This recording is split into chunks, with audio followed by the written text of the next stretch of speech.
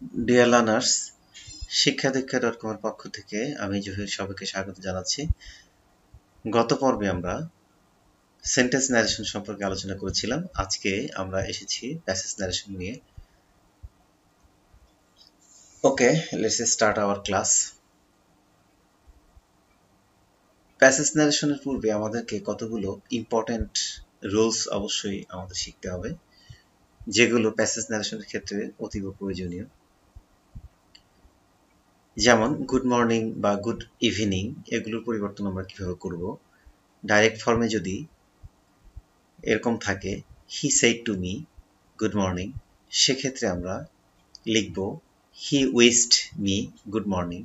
এখানে আমাদের মনে রাখতে হবে সেড টুর পরিবর্তে আমরা উইশড এনেছি, আর অবশিষ্ট যে অংশটুকু ছিল রিপোর্টেড স্পিচের মধ্যে, অর্থাৎ ইনভার্ট কমার ভিতরে রিপোর্টেড স্পিচ যেটা ছিল যথারীতি বসে যাবে। Goodbye, he said goodbye my friend. Answer কি হয়? He bade his friend goodbye. এখানে আমাদের মনে রাখতে হবে সেইড এর পরিবর্তে বেইড, বিডের পাস্ট ফর্ম হচ্ছে বেইড। এখানে মাই এর সাবজেক্ট হচ্ছে আই, ফলো করবে হি কে। এখানে মাই কিন্তু পসেসিভ ফর্মে আছে, হি এর পসেসিভ ফর্ম হচ্ছে his, his friend. Thank you এর পরিবর্তন he said to me thank you. এখানে রিপোর্টিং ভার্ব সেড টুর পরিবর্তে থ্যাঙ্কড এসেছে, তাহলে অ্যান্সারটা কি দাঁড়ালো? He thanked me. আসলে এখানে ইউটা কিন্তু মি এ পরিবর্তন হয়েছে, অর্থাৎ ইউ ফলো করেছে, সেকেন্ড পারসন ইউ ফলো করেছে মি কে, এখানে অবজেক্ট মি হিসেবে মি রয়ে গেছে। এবার আসি মাস্টের পরিবর্তন। The girl said, I must do the work. The girl said that she had to do the work. Dear learners, আমাদের মাস্ট ব্যবহারের ক্ষেত্রে অবশ্যই মনে রাখতে হবে যে মাস্ট যদি অবশ্যই বাধ্যবাধকতা বোঝায়, তাহলে সেক্ষেত্রে আমরা মাস্টের কোনো পরিবর্তন করব না। আর যদি বাধ্যবাধকতা না বোঝায়, অর্থাৎ এখানে বলেছে I must do the work, আমি অবশ্যই কাজটা করব, এখন কাজটা না করলেও কিন্তু চলবে, এক্ষেত্রে বাধ্যবাধকতা বোঝাচ্ছে না, কাজেই আমরা এখানে মাস্টের পরিবর্তে হ্যাড টু বসাবো। আর যদি যেগুলো আমাদের বাধ্যবাধকতা, অর্থাৎ আই মাস্ট অবে মাই প্যারেন্টস, সেক্ষেত্রে কিন্তু মাস্টের কোনো পরিবর্তন হবে না। বাই গড, বাই আল্লাহ, এর ক্ষেত্রে আমরা কিভাবে ডাইরেক্ট থেকে ইনডাইরেক্ট ফর্মে নিয়ে যাব। He replied by god I am well. অ্যান্সারটা কি হয়? Swearing by god he replied that he was well. এখানে বাই গডের পরিবর্তে আমরা সোয়ারিং বাই গড এনেছি এবং হি রিপ্লাইড যথারীতি বসে গেছে। যেহেতু এটা অ্যাসার্টিভ সেন্টেন্স, সেজন্য আমাদেরকে অবশ্যই অ্যাসার্টিভ সেন্টেন্সের রুলস অনুযায়ী ইনভার্ট কমা তুলে দিয়ে দ্যাট এনেছি।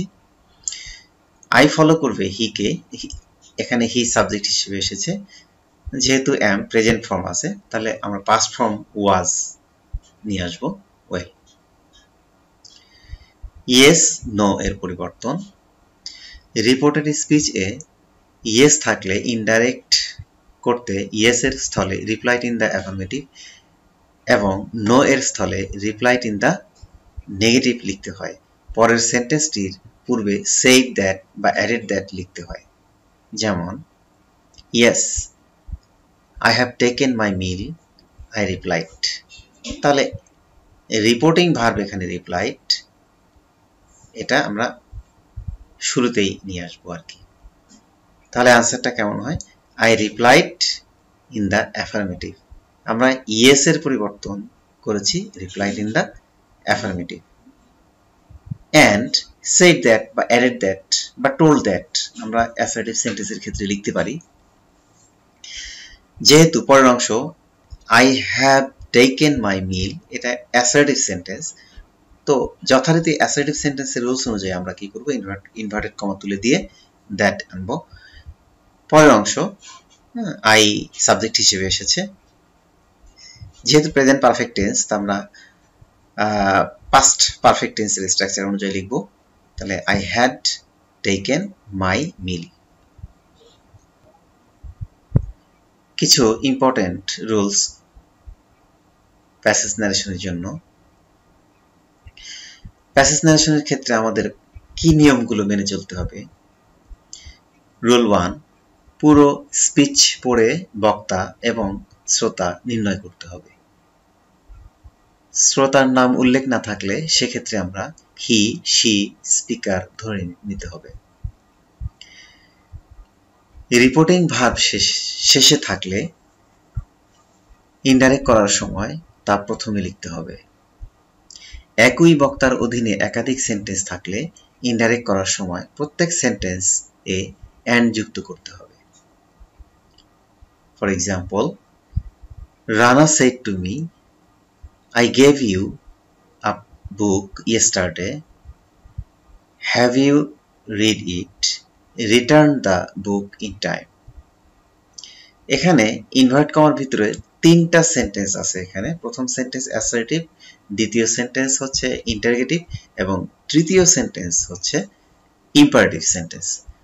তাহলে আমরা ইনডাইরেক্ট ফর্মে কিভাবে চেঞ্জ করতে পারি দেখা যাক।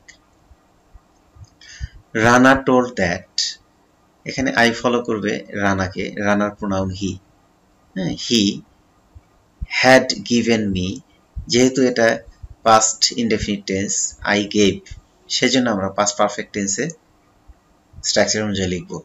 তাহলে he had given me, you follow করবে মি কে, সেকেন্ড পারসন সেকেন্ড কর্তা এখানে মি অবজেক্ট হিসেবে আছে, মি চলে আসলো। A book, the previous day, ইয়েস্টারডের পরিবর্তে দ্য প্রিভিয়াস ডে। যেহেতু পরের সেন্টেন্সটা ইন্টারগেটিভ, তাহলে আমরা সেক্ষেত্রে শুধু অ্যান্ড যুক্ত করে ইন্টারগেটিভ সেন্টেন্সের রুলস অনুযায়ী আমরা কি লিখব, আস্কড। এরপর ইনভার্ট কমা তুলে দিয়ে যেহেতু আমরা ইফ নিয়ে আসি, ইফ আসলো এখানে। এরপরে I had read it, I কিভাবে আসলো, ইউ সেকেন্ড পারসন ফলো করবে মি কে, মির সাবজেক্ট হচ্ছে আই, সেজন্য এখানে আই এসেছে। হ্যাঁ, যেহেতু have you read present perfect tense, এখানে হয়েছে past perfect tense, I had read it. And যুক্ত হয়েছে কারণ তিনটা সেন্টেন্স এখানে ভিন্ন ভিন্ন, প্রথমটা অ্যাসার্টিভ, পরেরটা ইন্টারগেটিভ এবং তারপরটা ইম্পারেটিভ, সেজন্য অ্যান্ড যুক্ত হয়েছে। এবং ইম্পারেটিভ সেন্টেন্সের রুলস অনুযায়ী আমরা টোল্ড আনবো, যথারীতি ইনভার্ট কমা তুলে দিয়ে to return the book in time. Rule 5, একই বক্তার অধীনে একাধিক অ্যাসার্টিভ সেন্টেন্স হলে প্রথম সেন্টেন্সে সে, সেইড, টেল, টোল্ড, দ্বিতীয় সেন্টেন্সে an, at, an added, and told, তৃতীয় সেন্টেন্সে also add, also added, father add, father added হবে। উদাহরণে আসি তাহলে বুঝতে সহজ হবে। Rana said, I have lost my ball. My father bought it for me. Now I have to buy another one. এক্সাম্পলে অ্যান্সারটা দেখি। Rana told Raju that he had lost his ball and again added that his father had bought it for him and also added that then he had to buy another one. Dear learners, একটু মনোযোগ সহকারে দেখো। প্রথম সেন্টেন্সে আমরা told ব্যবহার করেছি, দ্বিতীয় সেন্টেন্সে আমরা এগেইন অ্যাডেড দ্যাট বা টোল্ড দ্যাট বা সেড দ্যাট আমরা যে কোনো একটা লিখতে পারি। তৃতীয় সেন্টেন্সে এসে অ্যান্ড অলসো অ্যাডেড, আমরা এখানে অ্যান্ড ফার্দার অ্যাডেড ইউজ করতে পারি। তাহলে আমাদের বুঝতে হবে যে একই ইনভার্টেড কমার ভিতরে যদি একাধিক অ্যাসার্টিভ সেন্টেন্স অথবা ইন্টারোগেটিভ সেন্টেন্স অথবা ইম্পারেটিভ সেন্টেন্স যে সেন্টেন্সই থাক না কেন সেক্ষেত্রে আমরা এই সিকোয়েন্সটা মেনে চলব। রুল 6, একই বক্তার অধীনে একাধিক ইন্টারোগেটিভ সেন্টেন্স হলে প্রথম সেন্টেন্সে আস্ক অথবা আস্কড, দ্বিতীয় সেন্টেন্সে অ্যান্ড আস্ক অ্যান্ড আস্কড, তৃতীয় সেন্টেন্সে and also ask and also asked বসে। এক্সাম্পলে আসি। Rana said to me, what are you doing? Will you not go to school today? Is there any problem? এখানে ইনভার্ট কমার ভিতরে তিনটা সেন্টেন্সই ইন্টারোগেটিভ ফর্মে আছে। তাহলে ইনডাইরেক্ট ফর্ম কি হয় দেখি। Rana asked me what I was doing and again asked if I would not go to school that day and also ask, এখানে আমরা ইচ্ছা করলে ফার্দার আস্কড লিখতে পারি, if there was any problem. Dear learners, এখানে খেয়াল করো প্রথম সেন্টেন্সে আস্কড এসেছে, দ্বিতীয় সেন্টেন্সে and again asked, তৃতীয় সেন্টেন্সে and also asked আসছে। রুল 7, রিপোর্টেড স্পিচ এর মধ্যে স্যার উল্লেখ থাকলে ইনডাইরেক্ট করার সময় আমরা রেসপেক্টফুলি লিখব। Ruma said to her teacher, thank you sir. Indirect form, Ruma thanked her teacher respectfully. আমরা থ্যাংক ইউর পরিবর্তন এর আগে করেছি, স্যারের পরিবর্তে এখানে রেসপেক্টফুলি আনা হয়েছে। ডিয়ার লার্নার্স, এবার আমরা ইভ্যালুয়েশন পর্বে এসেছি। এতক্ষণ পর্যন্ত আমরা যতটুকু শিখলাম তার উপরে মূল্যায়ন হয়ে যাক। কোশ্চেন দেখে নিই প্রথমে। The teacher said to Ratan, have you done your English today? Yes sir, I did it, but I haven't understood some grammatical points, replied Ratan. Where is the problem? Said the teacher. Let us try again. এবার অ্যান্সারে আসি। The teacher asked Ratan if he had done his English that day. Dear learners, প্রথম সেন্টেন্সটা teacher রতনকে বলেছিল। এখানে প্রথম সেন্টেন্সটা interrogative sentence এর rules অনুযায়ী আমরা লিখেছি। এবার yes sir, I did it, but I haven't understood some grammatical points, replied Ratan. পুরো অংশ ইনভার্ট কমার শুরু থেকে সেই পয়েন্টস শেষ পর্যন্ত রতন এখানে স্পিকার। তাহলে আমরা এখানে লিখব Ratan respectfully replied in the affirmative and added that, অথবা টোল্ড দ্যাট লিখতে পারি।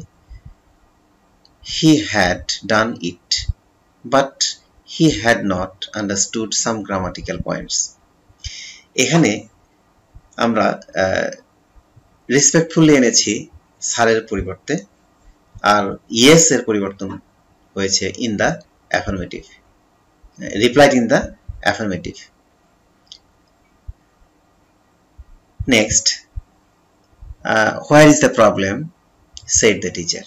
তাহলে the teacher again asked where the problem was. Dear learners, আমাদের একটা কথা অবশ্যই মনে রাখতে হবে, ইন্টারোগেটিভ সেন্টেন্স যখন ডাইরেক্ট থেকে ইনডাইরেক্ট ফর্মে নিয়ে আসবো তখন ওই সেন্টেন্সটা অবশ্যই আমাদেরকে অ্যাসার্টিভ ফর্মে নিয়ে আসতে হবে। এখানে the teacher again asked where the problem ওয়াজ, অবশ্যই সাবজেক্টের পরে ভার্ব নিয়ে আসতে হবে। And proposed that they should try again, যেহেতু প্রস্তাব বোঝাচ্ছে এখানে let us try again, সেজন্য আমরা রিপোর্টিং ভার্ব said এর পরিবর্তে proposed এনেছি এবং ইনভার্ট কমা তুলে দিয়ে that সাবজেক্টের পরে should এসেছে। ওকে, they should try again. Thanks a lot for watching the video. Share the link to your friend. তুমি তোমার বন্ধুদের লিঙ্কটি শেয়ার করো যাতে তোমার মতো করেও তারা এই ভিডিওটি দেখে শিখতে পারে, ন্যারেশন সম্পর্কে পরিপূর্ণ জ্ঞান লাভ করতে পারে। ওকে, আজকে এ পর্যন্তই। Bye bye.